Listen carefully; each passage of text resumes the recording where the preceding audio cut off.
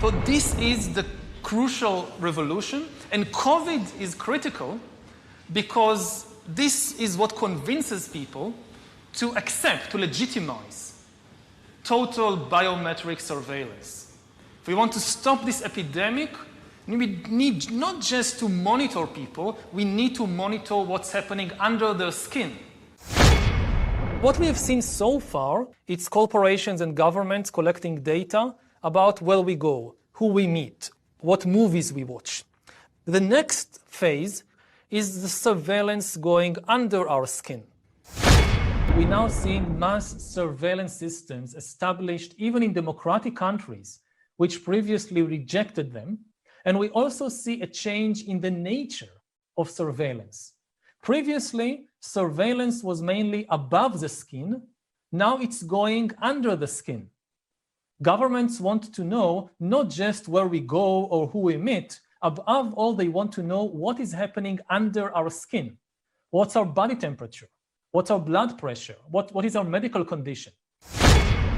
Now humans are developing even bigger powers than ever before. We are really acquiring divine powers of creation and destruction.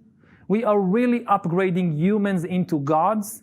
We are acquiring, for instance, the power to re-engineer life. Humans are now hackable animals. You know, the whole idea that humans have, you know, they have this soul or spirit and they have free will and nobody knows what's happening inside me. So whatever I choose, whether in the election or whether in the supermarket, this is my free will, that's over. I mean, all this story about Jesus rising from the dead and being the Son of God, this is fake news.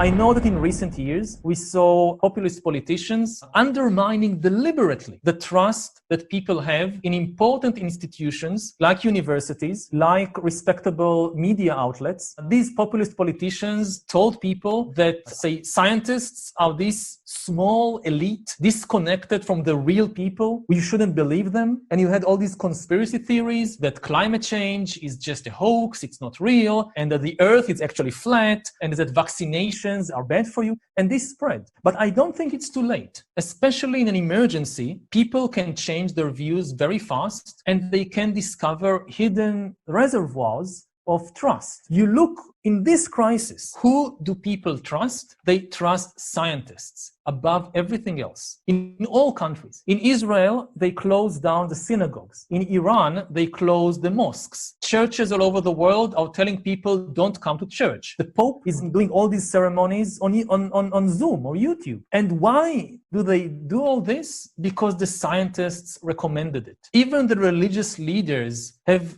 trust in the scientists. Yeah. And the easiest people to manipulate are the people like who believe in free will. Because you manipulate them and they don't even suspect because, hey, I chose it because this is my free will. We need some kind of global loyalty and global identity. Earth will be populated or even dominated by entities that are not organic, that they don't breathe, they don't have emotions. Like the potential of AI is much, much bigger than any historical revolution. It's really a biological revolution. There is no such thing as free will. And now if you give the tools to start changing or overcoming biology, just, think about sex life. Mm-hmm. Almost every religion and every ideology wanted to really change human sexuality or limit it, but they couldn't. You had vows of chastity in the church, and how many people actually lived up to the vows of chastity? Now think, if you can really start messing with human biology, what will be the result of these sexual fantasies of different religions and ideologies?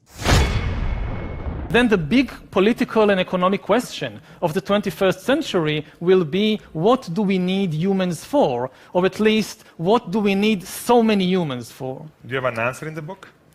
At present, the best guess we have is keep them happy with drugs and computer games. An algorithm is able to take into account thousands and thousands of data points, each with a very small weight. And if you ask why the algorithm rejected my request for a loan, so the bank can print out millions of pages of data and tell you, that's why. The algorithm went over all this and calculated that you are not creditworthy. And our minds just can't understand this type of decision-making. And it can be on a personal level. It can also be on the level of an entire country. That to decide whether to raise or lower interest rate, for example. It will not be done by a human banker or finance minister. It will be done by an AI. Already today, how many people really understand the financial system? I guess less than 1% of people really understand finance. In 20 years, the number of people who will be able to understand the global financial system will be exactly 0. Good evening, Mr. Harari. Thank you so much for sharing your thoughts with us tonight. My question indeed is a bit more personal. You've called yourself a prophet tonight, or you use the word. I repeatedly denied that. How you feel being so influential? I mean, it has happened probably in the last few years, no? Yeah, just again. I mean, I'm interested in you have power somehow to convince leaders. How you yourself? So I now have a team that is helping me deal with that. It's impossible to deal with such a thing just one person. So people see me and they think I'm doing everything. I actually do very little. And the people who really work hard are my team members who organize this and everything. I'll send you a CV.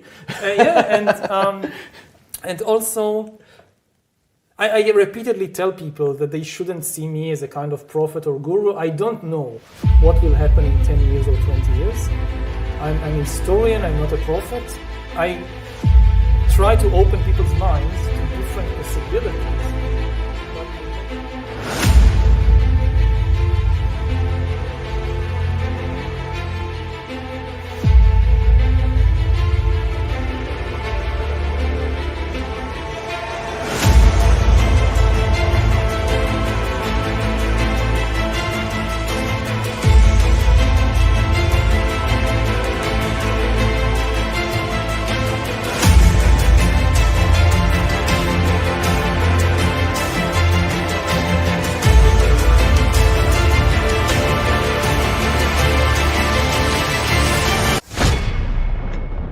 These truths to be self-evident.